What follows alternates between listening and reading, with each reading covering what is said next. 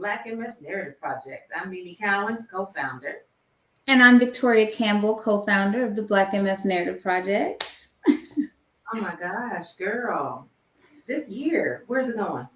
I like that, right? Just out the blue. I don't even know. I can't even. Oh, it's gonna be Christmas soon. Yeah, I welcome it. I love the Christmas season. I really do. Me too. It's my favorite. Is that your favorite holiday? It is. Next to Yeah. my birthday, of course. Oh, okay. Okay. Well, I mean, of course.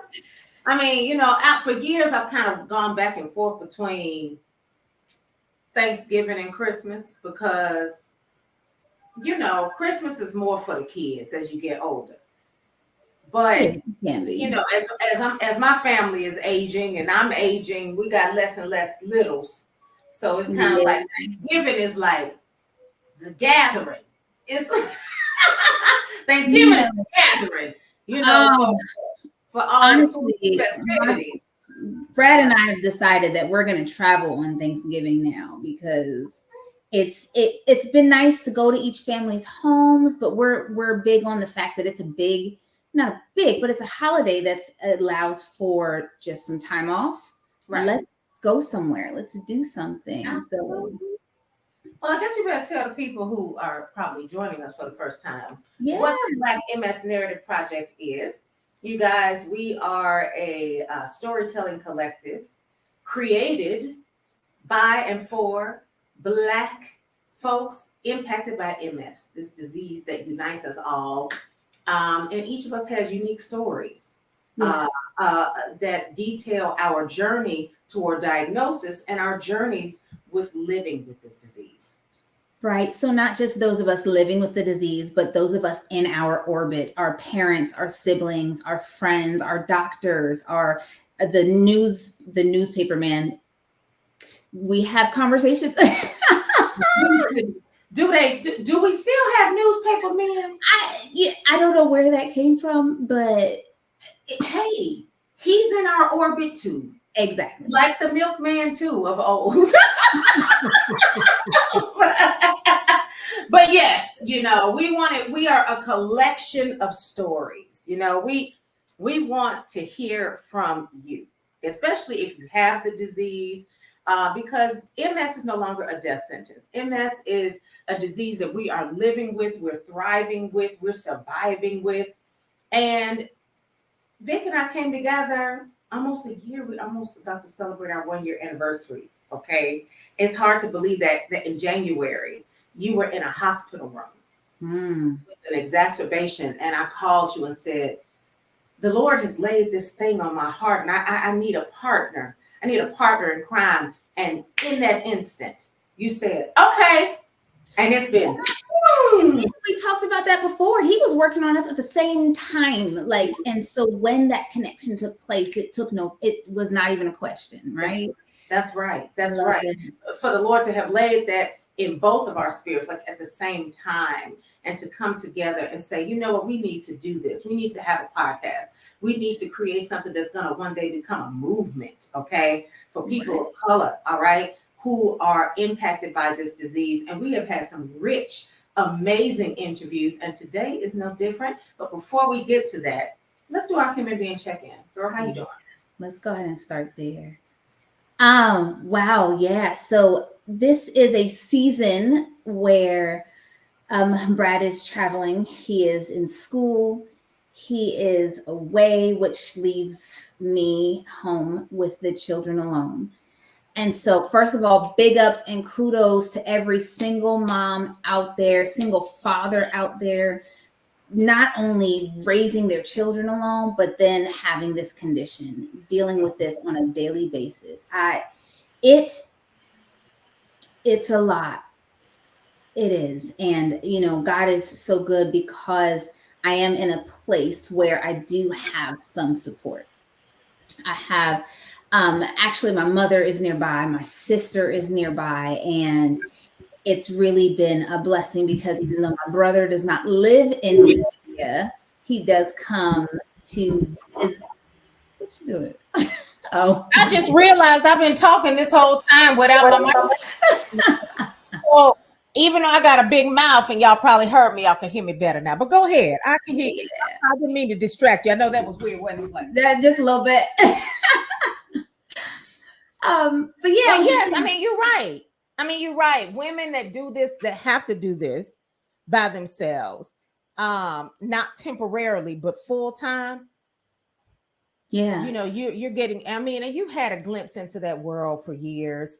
You know, whenever Brad has to go away, and then you join him, um, and that's going to be happening soon. Can we say it or no? not yet. No, but Okay, okay, okay, what I okay. want to say is that it's I don't know how the military works. It's top every time secret, we Mission Impossible. We can't discuss right. that If I yet. tell you, I'd have to kill you. Exactly. No, but every time I have had to do this, by myself, it's also just been a different stage in the disease and the progression. Like, am I relapsing? Am I not? Am I still dealing with similar symptoms? My I'm getting over something, and that's been just really hard because you're sick, you still have to mom, right? You're sick, you still have to dad. You're sick, you still have to be for them. And I'm not upset about that by any means because they need me, right? They need us. But it's like I said, presents that challenge. So thank God for community, just a friend that comes by to help wash the dishes. As I was saying, I'm really looking forward to our guest today, and we can talk more about. Maybe I should have went second, but Huh? I said maybe I should have went second because I'm really excited to introduce our Oh, guest. girl, I'll punt it back over to you. You ready to hand off the check in to me? Go ahead, girl. Tell me about you. How are you today? I have to like sit for a second and take inventory over my body. Mm-hmm. I'm good. Okay. I'm good. I went out. I went out this past weekend with a girlfriend, and there is this spot that has been around for years. I mean, like, I've been in Raleigh now for 22 years, and I'm not a clubber by any stretch of the imagination. I'm not. That's not my deal. But every now and then, you just want to go somewhere where the grown folks are, and just Mhm. be in the nightlife. And so there's this spot that I'm so glad I went out on First Friday, because the day after got a notice that they're closing, that they Oh like wow. they were sold or whatever. I think there was like a neighboring car lot that saw that property and was like, look, we need that space. And probably the deal was too hard to pass up. But they've been Mm, around for a minute, and it was good to be out. But oh my gosh, did I pay for it the next day? I'm just like, of mm, course, when you have MS, you have to always, depending on your stage in the disease. Granted, you and I are both relapsing remitting, or our MS. I had to think about it in my head. We're both relapsing remitting. But within that spectrum, there can be a varying of symptoms. mm. For years, I was relapsing remitting and didn't have a single solitary symptom other than a headache every now and then and a slight tremor in my neck. But I would just kind of like take a deep breath, and the tremor would go away, and I go on about my business. But now I am having balance issues. So when you have balance issues and you try to be cute with it, and you're like, I'm not gonna carry this cane with me, Did and you wear heels? I'm gonna put these heels on, not the 6-inch stilettos I used to wear. Okay. Okay. But a 3-inch heel is still It's still. enough to play on your psyche every minute that you're out. Am I going to fall? Need to be careful. Don't turn too quick. Don't move your head Mhm. too fast, because your body might not follow. And then I'm a dancer, but I sat the whole night because I was afraid I was going to fall. And I was just like, oh my gosh, this Oh, can disease. you really even enjoy yourself in that? I did, because I found the moment. I found the enjoyment, and I rested in that. but it wasn't the enjoyment that I normally have Okay. when I'm out. And I remember getting home that night, feet hurting, swole. Mm, Next day back, I was like, oh gosh. And then I had to remind myself, well, it's a lot of 52-year-olds who ain't got MS who still have these kinds of issues. But that's yet and still, I know that there's an extra layer on top of that. And people don't understand that internally, when you have this disease, there are things that are constantly on your mind. And I told you the last time we got together how Apple decided to give me this alert on my phone saying, we anticipate you're going to fall within the next 12 months because your yeah. gait looks unsteady. And that thing messed with me. I know it And did. but I'm good. It's just another day in the life of having MS. Yeah. Yeah, I hear you. Yeah. Yeah, I hear So you. all right. So and with that, I'm gonna give it back over to you because today's guest is has a very special connection, literally and figuratively, to you. So tell Yeah. us about him. Oh my goodness. So today I am honored and just really feel privileged to bring forth this wonderful gentleman. This will actually be our first guy on the show. Yes. We're looking forward to hearing from him. This gentleman does not have multiple sclerosis. However, he is actually a sibling to none other but yours truly. This Our is second my our twin second sibling. brother, Christopher Ashton, Todd Ashton Ryland. I know your name. Oh, the government. I was gonna say. You said This none Christopher, other he than is in the staff sergeant in the United States Army as a Special Forces medical. He is been working in the medical field for years and years and years, and is preparing to actually. He recently shared apply to med school, so we're really excited to have you on today, Christopher. We need a special effect. Woo! Thank you, thank you. Applause! Woo! Congratulations and welcome to our show, Christopher. Christopher Todd Riley. But she also left out one other very, very important fact, fun Mhm. fact, if you Mhm. will, about you. You are her fraternal twin brother. Younger twin. Look how she put younger, the shade of it all. I was gonna ask who was I should have known. I should have known. Just a few minutes. Just how many minutes? So like 3 to 5, something like that. Well, yeah, like my dad says 3, my mom says 4, so I just say 3.5. Yeah. Some So welcome to the show. So tell yeah, us I'm glad to be here. how long have you been in the army? I'm actually coming up on my 6th year now, so not very long. This was kind of Wow. like a late in life decision, in order to kind of just serve and do some good things in different places in the world, and to be able to also maybe further my career as well in the medical field in a different atmosphere and different environment. Yeah, and I know Brad had a bit of convincing there with you. Oh, right, right. For years, it's just like Yeah. you'd be so great here, and I'm just like, nah. Well, thank you for your service. What did you do before you joined? Everything. Theater for a while. I was as a paramedic for years. Flight medicine. Worked in the hospital. I did a lot of art stuff for years. I I kind of dabbled in a lot of different things, but primarily right before I joined, I was doing some children's theater, and I was working as a paramedic in the community.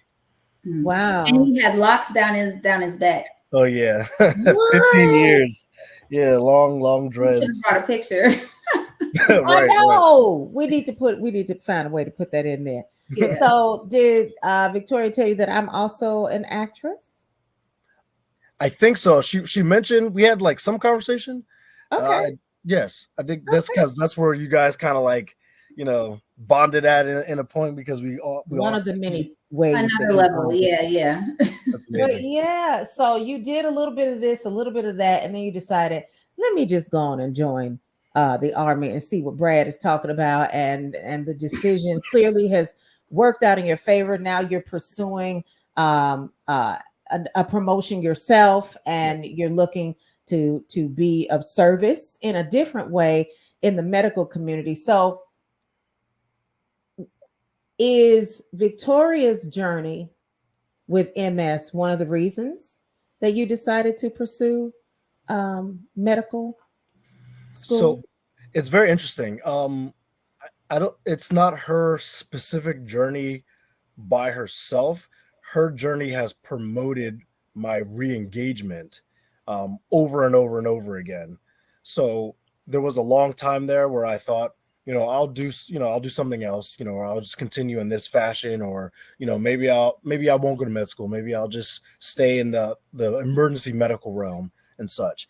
And with my further knowledge development, and as I continue to move forward with my studies and then in my career, there's been many a times where we've had conversations just speaking about day-to-day life, like how you are doing in the show, and to even stretch into more of like a metaphysical or emotional spiritual level, emotional levels of how she's been doing, and how her thoughts and feelings and actions in life has been impacting herself and then others, especially in our family, and then into the community, and then watching her go through times where she's had so much pain, and then she's felt so down she didn't want to ask anybody for anything, and then all this stuff. Oh wow, I think I was gonna cry. Okay, anyway. So just seeing that over years and years and years, and being like, okay, I've always tried to be there in a sense of like, okay, here's some medical knowledge that I have. If it's a little bit, if it's a lot, is there more? Can I continue to help you? Here's the brother information. Here's the friend information. Here's the Christopher, all these different things. And then as I continue to do it, even from her and then the rest of my family, they're like, you're made to be this kind of a person. You're made to be a provider, a medically based, individual. But even more so, my experience and all the things I've done over, almost 15 plus years now has kind of gotten me to a place where I kind of just need the badge that says that I know the knowledge so that I can back it up. The credential. That's You're right. right. The credentials, right. And and that would also allow me to continue to further my knowledge and development, to continue to reach back to the family and to her and to overall, our experience. And I think, she's encouraged me over the years by not only my accountability to her, but her to me. And then our conversations and our development has kept my interest strong in becoming a provider, a medical provider in the medical realm. So it sounds like even though you're the younger brother, Mm. you have in many, many ways taken on a role of being her big brother and her protector. And then also not just to her, but also to Tanisha, who Mhm. also has MS. And so you have been kind of like on the outskirts, seeing how this disease has impacts in this family. Yes.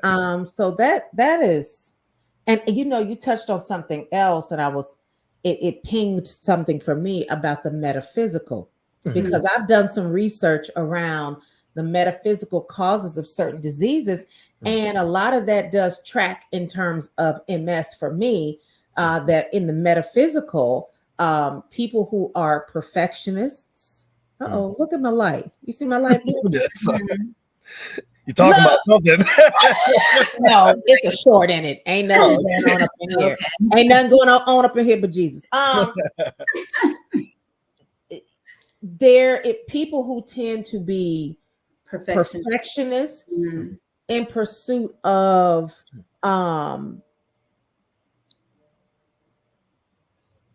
which the seeking out perfection can also be a hindrance in terms of being a procrastinator. I learned that too.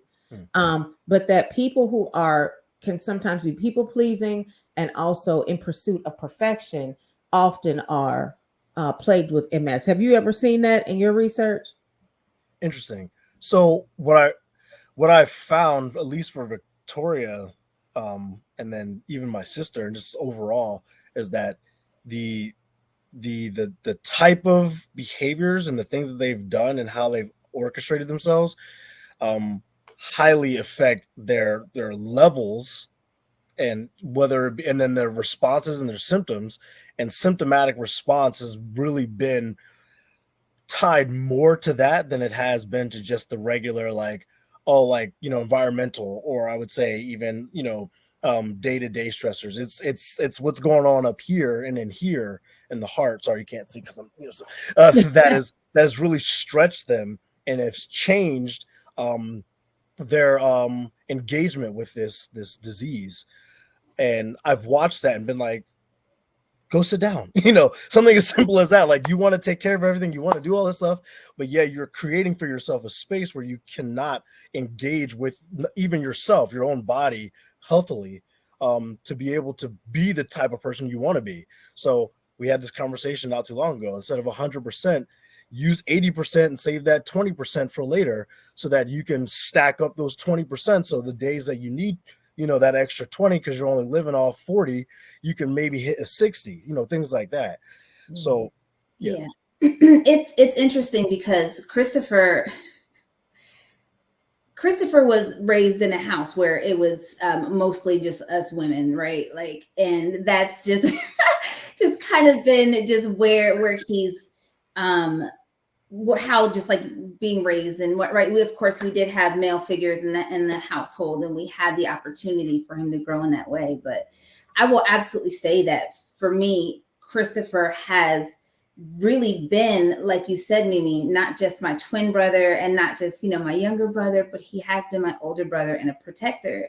But also he has a unique way of pulling himself out of the moment, right? The emotional moment, the what's happening, and looking at the bigger picture to say, okay, no, here, this is what I'm noticing. This is what's happening. And I love you, but I'm going to tell you this because I love you, not because it's going to make me feel good, not because you're going to, hug me and it's going to be great, but because you need to hear it.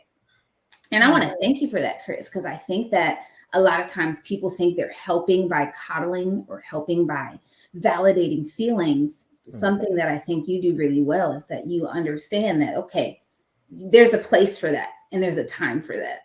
But we also there's this balance that I think you really bring to my life. Is that a way that you think is good? So, like, if you had any advice for anyone who has a sibling with MS, I mean, you've been, again, with Victoria her whole life. So you've seen her pre-diagnosis, diagnosis, exacerbation, bounce back, you've seen the disease progress like in real time. So what's coming up for you right now, and what is your recommendation for people? So we haven't had, well, it's just interesting when we like sitting down right now and having the conversation about like the entirety of our time together is like, wow, I'm just thinking about a lot of stuff. So, but I think the main thing that I remember telling her way back, it's had to be like years ago. I was like, it's not really about the disease. It's not really talking about what happens with you having MS. It's we're talking about what we need to do to support you as you are, period. And there was a lot of times where, I was watching her go from, being somebody, when you were talking about the dancing thing and stuff, who was able to do that and doing all these, big, amazing movement type things and living life in this way until, she was, almost in a place where she couldn't walk anymore. And then thinking like, do I, like, what?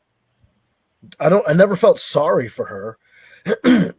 I never felt like, oh man, like, oh, I wish this didn't happen to you. It was just like immediately engaging, like, okay, so what do we do to get you up? Like, you know, what do we do to help support the fact that, you know, you guys were speaking about earlier, as a mother, are home alone with two children right now, and you have to work and do stuff, and you need support, and not focusing on the fact of like, oh well, you know, yeah, well, my sister has MS, and Victoria, you have MS, you really shouldn't do that.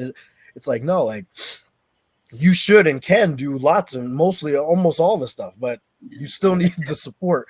So kind of removing that feeling of like the burden of the disease mindset, and thinking about engaging, just period, as you would, and maintaining also an open conversation where she can talk about herself without feeling like a burden, because that was the biggest thing for years, was that she didn't want to say it because she felt like, she had her own dealings, and she didn't want everybody else to feel like they had to do it because of the MS, or they were supporting her or being there, or she didn't want to feel like she was drawing and dragging on people because of what she was going through. She just wanted to kind of just be herself in the midst, but she couldn't be herself because now the new part of herself that was trying to coexist was the battle that she was having.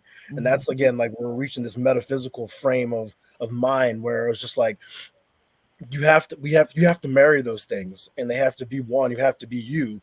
And our support for you was not the support because you have a disease or because of the disease. Our support and our love for her was because that's Victoria, this is our sister, hey, like, okay, yeah, go sit down, so that, because you're starting to go off balance. I'll keep cooking. We don't need your help right now. Instead of being like, oh, Vic, come on, let me hold, like, get rid of all I that. love that. I just love, because you're such a guy.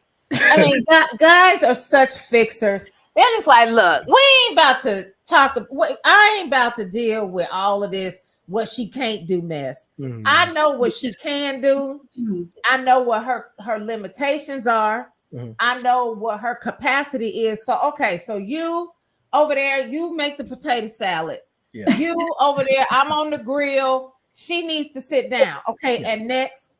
I love the frame that you talk about her in within this. We talking about her like she ain't even over there in this. but I love the frame of she's a victor.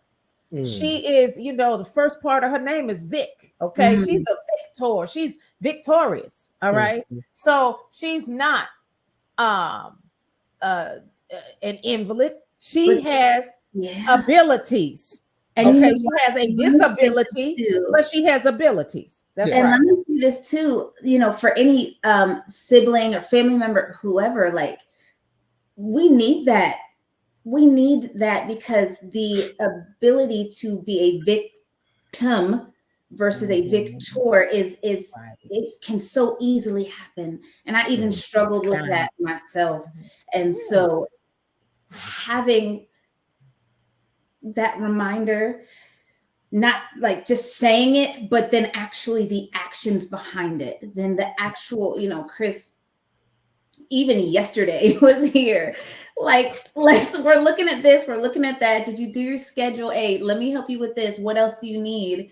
Look, I'm definitely afraid of spiders. And the fact that he just like got rid of these spiders, like, that's so small, but it's also so huge. Because I could have gotten a spider. I might have died. But oh gosh, just you being here, and I didn't have to sit down and watch you do this stuff, right? I was also doing stuff, but you also then were keen enough to see, like, and now you've done enough. Yeah. And now because y'all twins. Y'all share a what is it? A gene? How does that? What is it? Actually, we only share the womb. We don't really share much else. Fraternal. Oh, I thought, okay, see, this is what people don't know about. I thought y'all share something. Y'all do something split. Can we tell a story? Wait a minute, hold on. I want to be accurate here. You're the medical professional. What is it that twins? So actually, it's different. Like identical twins, they'll have like the eggs, and they'll be kind of like together, and then once the eggs are fertilized. But we were two separate eggs at the same time. that so we don't really share anything more than just brother and sister. We just happen to be Yeah. in the In same one room talking and hanging out. Y'all share way more. Them twin, y'all be feeling each other's stuff. Y'all be Yeah. sharing the same Yeah, so this is dreams. the story I want to tell you, Mimi. Okay. Ready? So So that part always used to ask us, do you like know each other's thoughts, or can you like hear? And when we were kids, we used to make stuff up. We used to like plan before we got on the bus, and then get on the bus and be like, what am I thinking about? You're thinking about chainsaws and peanut butter and jelly. Yeah, I was. Like, it would just be like random stuff. Y'all just messed with people. See, I have twins running my Yes. family too. No, right. But then this actually happened. Christopher had to go away for a training. In said training, Chris, I don't know if you like want to say anything, but basically he had to deal with some stuff where he was just couldn't have his phone. He couldn't, like, he had to be alone. And he said, like, yeah, I'm gonna go in there, I'm gonna pray, I'm gonna sing, I'm gonna, worship, like do whatever. But he didn't. Pause. Here I am over here with my children, and we just like to play random music. And I randomly, out of nowhere, decided to play this song that I hadn't heard in years and years and years. When Christopher returns from this said training, he's telling us about this alone time and how he thought he was going to do different things. But what he did instead was what, Chris? So I hadn't thought of this song ever. Like, there's zero reason for me to think about it. I don't even like the song that much. Or the artist. Right, or the artist. And it was just very, very random that, like, when you have the opportunity, when you're just kind of thinking and you have to, like, use different things to keep yourself in certain places, like, God will sometimes just give you, like, something that he knows you need and you don't know you need, but it was being shared across, thousands of miles. Where were you and where was she? I was in Alabama, 1,000, but I was in Alabama somewhere, and she was in Pennsylvania. Okay. And all of a sudden, this song is running through my head that I'm using to kind of just keep myself occupied and keep my brain like in line, and my heart and my mind from kind of like, jumping around. And it just was just going. And it was the only thing that I could find that could help me, because my regular prayers, my regular kind of moments, my regular thoughts, even my options of like different things were just not working. And that song popped in, and it ends up being the same. Then I'm telling her the story. She's like, "Oh my gosh, I was playing the song while you were gone." Like, yeah, like I was praying for him, and then like this song would come up, and so I was playing it while he was. You want to sing it? Go ahead, Chris. I'm not singing it. Good. Why? You don't have to sing it. You don't put the man on the spot. What's the name of the song? I'm the world's greatest, and I'm that little bit of hope. When your back's against the road, I can feel it. From the Muhammad Ali movie. Yes, but yes. Where was that originally from? I don't remember. Yes, the world's greatest. Didn't he write it for the movie? Oh, I don't know. Is it from R. Kelly? Can we say R. Kelly's name? Or R. Kelly, yeah. Yeah, that was a good song. I don't care what nobody say. We just need to pray. We just need to pray for R. Kelly, okay? The man's still a musical genius. We can't strip that from the man. Okay, yes, the world's greatest. The world's greatest. Yep, that's R. Kelly. Yep. So that was like our crazy, like adult sibling, how random twin moment, right? It was real. Yeah, I've got my great grandmother was an identical twin. My nephew has identical twins. My sister has fraternal twins. Wow. Boy, girl. Oh, wow. Yeah. I don't think we have very many twins. I don't think we have any twins. Oh, y'all the only one. Great aunts who are twins? Yeah, something random, but like we're more of an anomaly, more or less. Oh, okay. Yeah, my mom had one ovary, right? Mm-hmm. She was supposed to have no more kids. And y'all came along with it. She was supposed to have no more, and she had two. Right. But then I'm pretty sure she passed us that recessive gene, and then we neither of us have had twins, so hopefully it gets passed to our children. Yeah, probably one of y'all's kids will. Okay, right. All right. Well, that's something. Well, I mean, that just goes to show just how amazing God is. But Mhm. you know, okay, so Victoria, Mm. and then the fact that both of y'all start crying at the same time, I'm sitting up on here like, Lord Jesus, what is I'm gonna do? I was Because not now I'm expecting that. about to cry. No, that's that twinning thing. That's the twinning thing. I know y'all say y'all got the two eggs and y'all only share the womb. Oh, y'all share way more than that. Okay. Because I do believe you feel what she feels, Hmm. and you feel what he feels. There's an empathy there that goes beyond regular comprehension. Mhm. Okay. So in listening to him talk about you, Victoria, um, were you aware that he felt these things? Had he ever shared these things with you before? Or are you hearing some of this for the first time? Yeah, I think we're both kind of hearing some of these things for the first time. Okay, Um, come on, Iyanla. Spirit of Iyanla Van Zandt. Come on, bring it forth, Mimi. Okay, go ahead. yeah, I believe that we've just been kind of living life and just showing up for one another, and I don't know that I've taken the time to step back and reflect or even ask, has my condition and walking through this with me, how has that impacted you wanting to continue in the medical field? And because that's huge, right? I do think that you have a very natural talent and desire and passion there. But I can also understand how, you of everyone have been, every single major relapse I've had, you've been there. Mm-hmm. You've come to every step of the way. And do you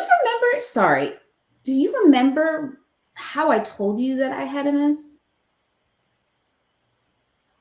Yeah, because you told me as like a backstory to it, because it was when you were in Germany and you were talking about like years ago you kind of found out about something in college, and I was like, what?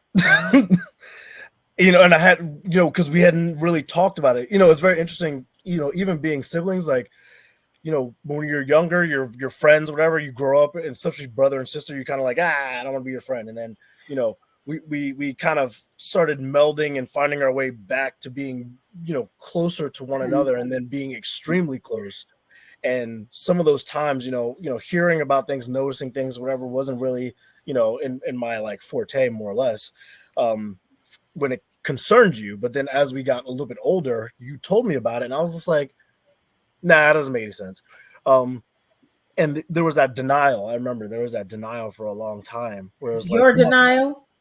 well, everybody's denial, family wise, just like, no, you don't, no, well, don't let them tell you you have something along those lines. Like, don't accept that as the diagnosis or the claim to what you Yeah. have, so on and so forth. Mm-hmm. Um, and yeah, even hearing about, some of the things of, and I agree, like how you feel. We never really sat and talked specifically so on our journey with it. It only ever comes in circumstance, right? Or when I'm trying to uplift you, or when I'm like reaching out, like, hey, what's going on, how you feel, and you're talking to me, or something has happened. So yeah, kind of having this moment has not happened Yeah. before. Do you think there's still a thread of denial somewhere in there? Or has everyone kind of come to a place of acceptance with it? I think the denial comes in where the prognosis of the disease will reign, like what could happen. Because I, in the medical field, saw this happen and saw people who've had MS, and I've seen both extremes. I've seen people who are 42, 43 in a wheelchair, unable to move, being, fed and stuff like that, having to be taken to the hospital, right, with colostomy bags and stuff. I've seen people who have the severe brain damage that comes along with it, and spinal nerve damage that comes along with it, who are like, yeah, I don't feel many parts of my body, so they have to be in a wheelchair because they need something to protect them, even though they can walk. it's a protective thing, you know. And I've seen people Mm-hmm. who said they've had MS and they've had zero issues for years and years and years and years, you know. So and I've met Yeah. people with certain versions of MS I didn't even know existed. And the only reason why we found out about it is because she was talking about something. And I mentioned to her, I was like, you know, my sister has, you know, MS. And she's like, oh my gosh, let me tell you, like, I need to talk to your sister, because she had the brain version of it where it was Who are you actually talking about? this woman that I actually met. Okay. Okay. Yeah. And she had a version of MS, the one that attacks the brain specifically. Mhm. And it kind of actually should make you, it actually kind of kills most people. Mm. It, you know, gets them to the place where they can't It's speak anymore, aggressive. they can't talk. Yeah, they stop breathing, they end up being on like respirators and all stuff. And she, by doing some things, had found her way, you know, past it, just ways of life, ways of living, things, so on and so forth. So I had passed some of that information on to her, like to talk to her. That lady kind of maybe disappeared some, but anyway, yeah, it's Yeah. you don't want to look into the future too much, because you don't want to Mhm. create for yourself like an Fear. uncomfortable space of what if, Yeah. right? Yeah. Yeah. Or Yeah. could be.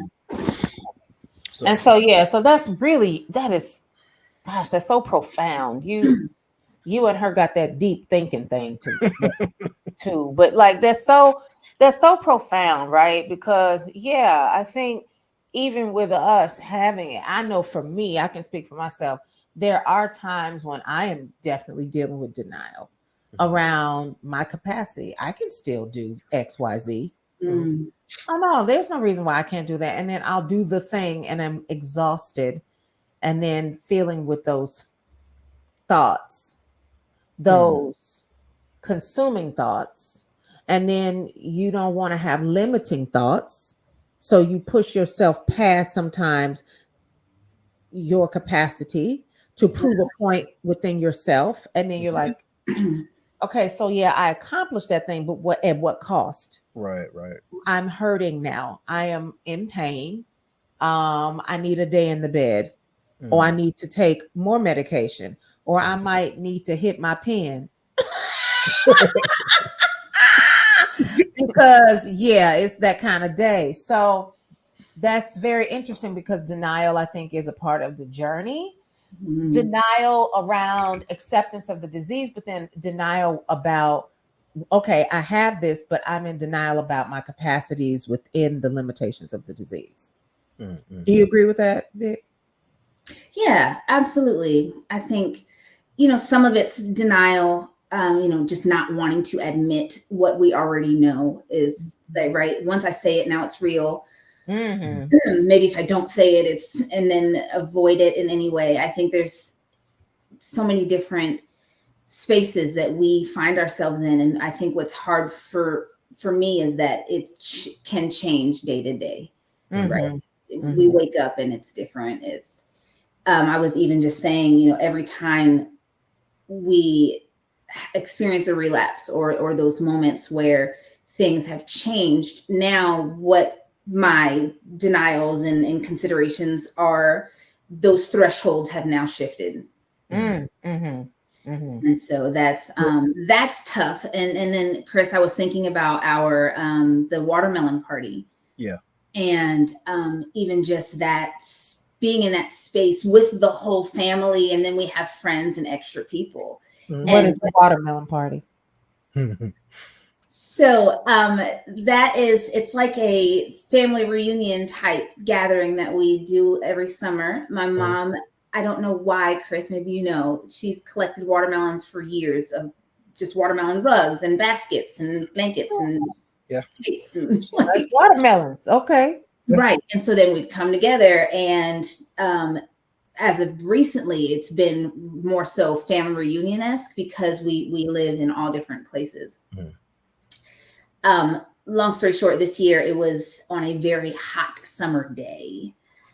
It was right after Camille's birthday party, and things were seemingly going well until they weren't. But it was interesting, because it was like this very quick switch of everything's fine to it's not, we need to move now.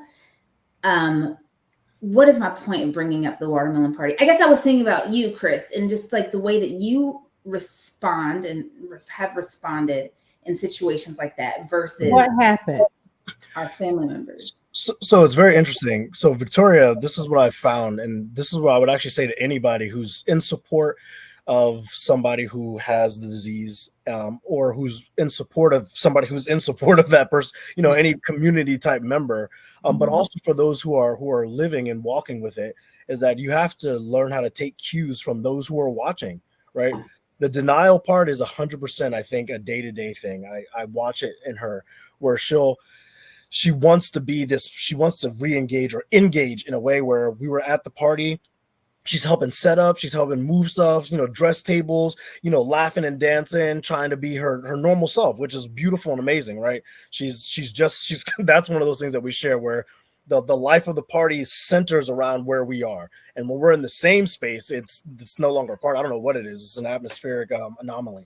But she was doing these things and having fun and living, and occasionally, I'll be like, Victoria, why aren't you sitting down? Go sit down. And I don't mean it in a bad way. It's just that, like, I can tell that, like, all right, those who are watching and are staying engaged, they, not because it comes of a pity or sympathy or like, oh, are you okay? It was like, hey, you're doing a lot. Like, go take a break. And I would say that with just even like my mom, she has like a little bit of a hip issue. Like, stop trying to do everything. Let other people kind of jump in. She continued to do that, and then even when sitting down, she's still being, even though she's sitting, she's engaging, right? So she's still utilizing that energy and that drive, right? She's using up her 100% tank, and I'm just watching it deplete, and then all of a sudden, next thing you know, now she's uncomfortable, right? She's having troubles walking, she's balanced, and then feeling like drained and less, right? And now it goes from her being this light and whatever, and being the party center, to like to almost a crashing, which it wasn't so far, where it was like, there's been times before where we had to like carry her, but it was to the point where like now we have to get the a cane or a walker out. Now we have to like assist you, and and it's not to me, I'm gonna say like normal. It's not been normalized. It's something that we just end up doing. Okay, hey Vic, we're gonna go grab this now, so that you have your support, right? That's where you just kick in. But watching that and saying like, well, we still have time left, and knowing that you're hot, it's hot outside, the steps you should be taking, and then she's not engaging in our cues like, hey Vic, go sit down, go do these things, right? Mm-hmm. And that's where that denial version comes in, where it's not even an open version of denial, where it's just I'm going to look past my circumstance and what I know is right in my body and what I know is happening. And I'm going to, like you said earlier, Mimi, where I'm going to drive right past it and, try to push my limitation, because I want to prove to myself. And then, I want to stay engaged. I want to stay happy in this moment, because I don't want the thing to take over.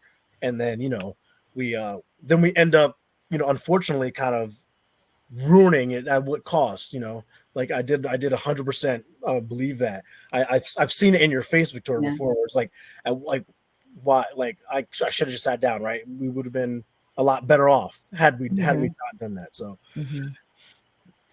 Wow. So you literally in real time saw her at this outdoor event. How, and of course, those of you all watching, if you have MS, you already know heat is not our friend. And watching how the heat drained her to the point where she couldn't walk and needed assistance. So, yeah, you have to push past the denial. You have to have people around you in your orbit, family, friends, okay, who I think so many times, because people live in a space of denial, they're like, oh, she's fine. Yeah. So when and because MS can turn on a dime, when it does happen, it's like people have to click in like, oh, this is happening because she has MS, because she's presenting so normally right now. So that when the thing happens where someone feels like, okay, I'm having a crisis here, I need help. Right. And you have to have those people who are around you who can pay attention to those cues. I remember one time I went to a networking event for beauty professionals, and there were no chairs. It was designed so everybody walked around. And I felt myself about to slide down a wall. I instantly just started looking for a chair somewhere. And I ended up going to one of the vendor tables. Each vendor table had two chairs behind it. And what I think it was a girl who was there selling candles or something.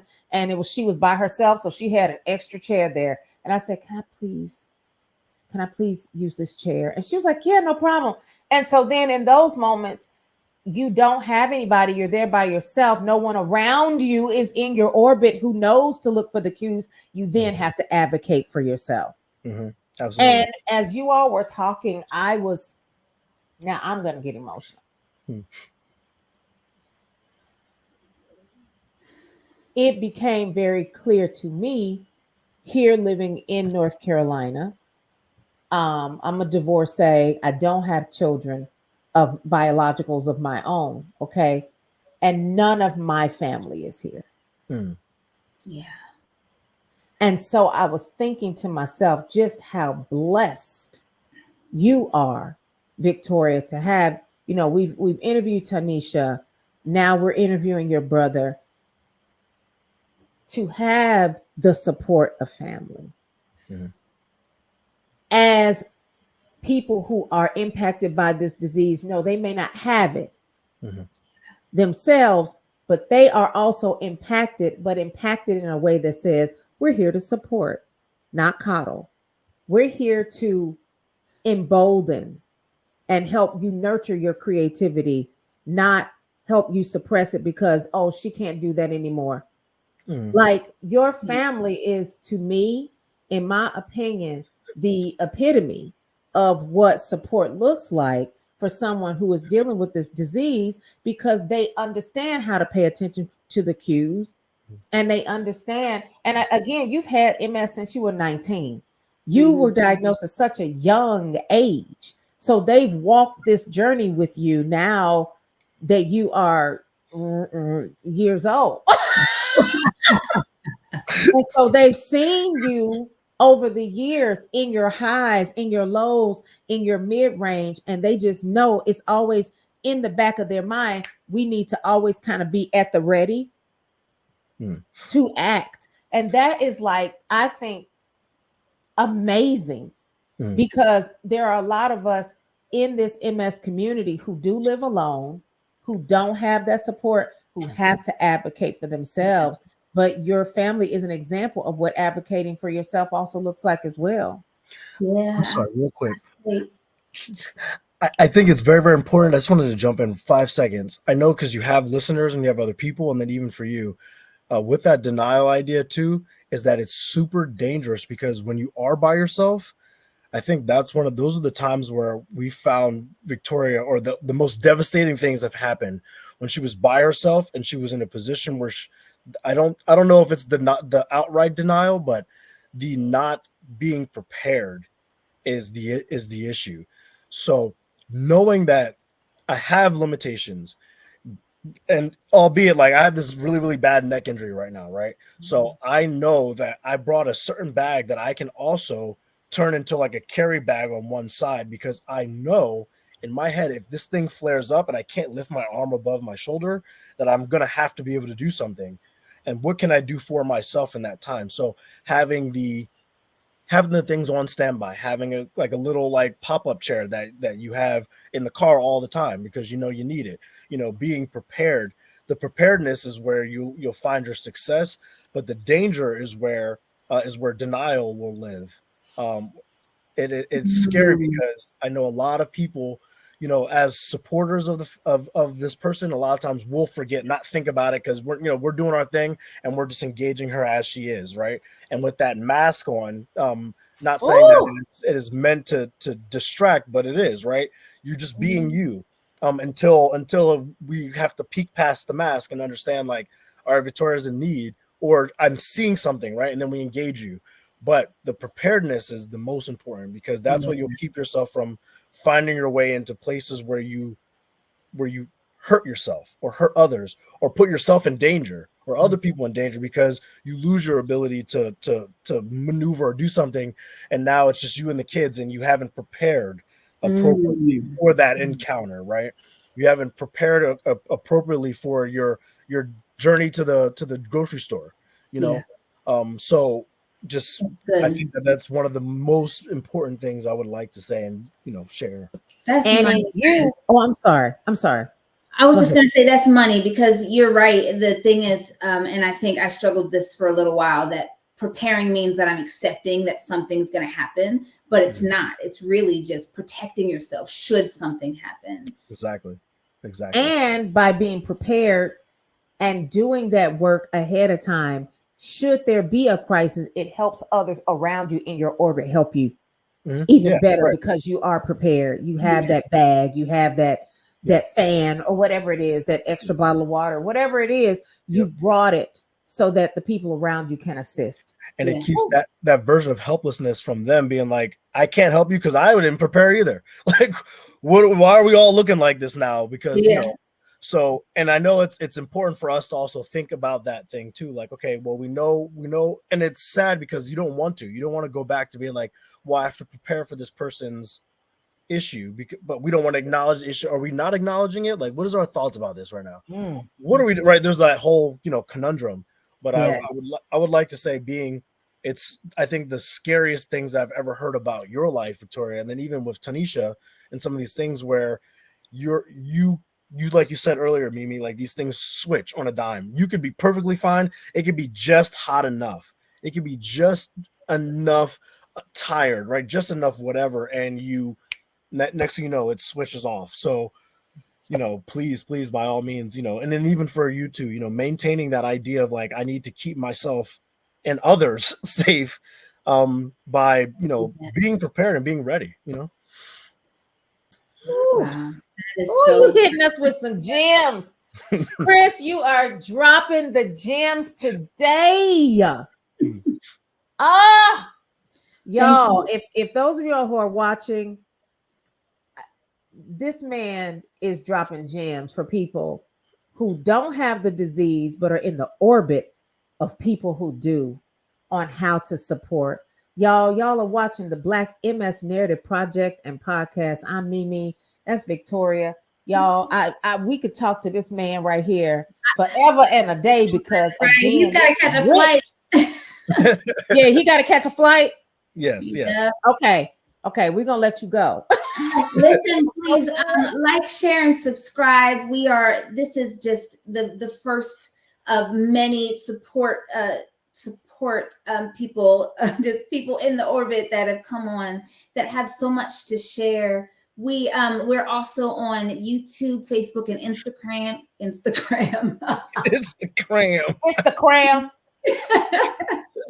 You can follow us, like us, and of course, we are also open to donations to really just help get things going, get things moving. We're making it a movement. We're reaching out to each other, and we want to start having events, don't we?